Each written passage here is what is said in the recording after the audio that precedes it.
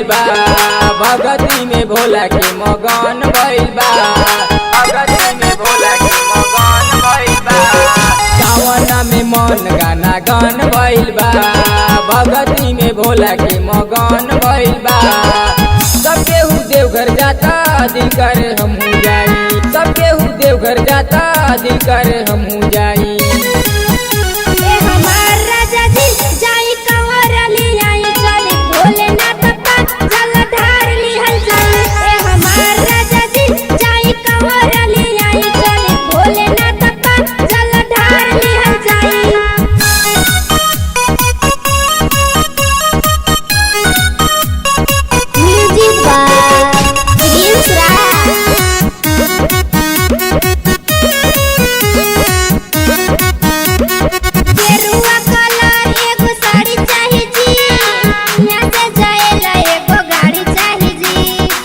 जब तोहार सब पूरा होई हो, भोले बाबा के जब कृपा होई हो, भोले बाबा के जब कृपा होई हो।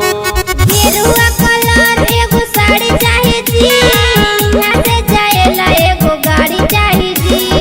इच्छा तोहार सब पूरा होई हो, भोले बाबा के जब कृपा होई हो।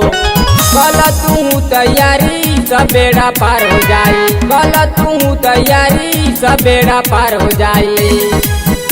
ए हमार राजा जी जाई कंवर ले आई चले भोलेनाथ पा जल ढार लिहल जाई। ए हमार राजा जी जाई कंवर ले आई चले भोलेनाथ पा जल ढार लिहल जाई।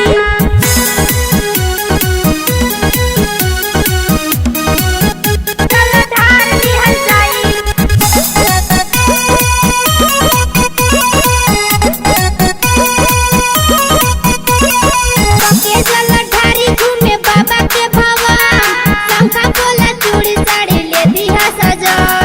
जता गौवा शहर भीड़ भारी भइल बा, लाल बहादुर जी के गाड़ी भइल बा, लाल बहादुर जी के गाड़ी भइल बा।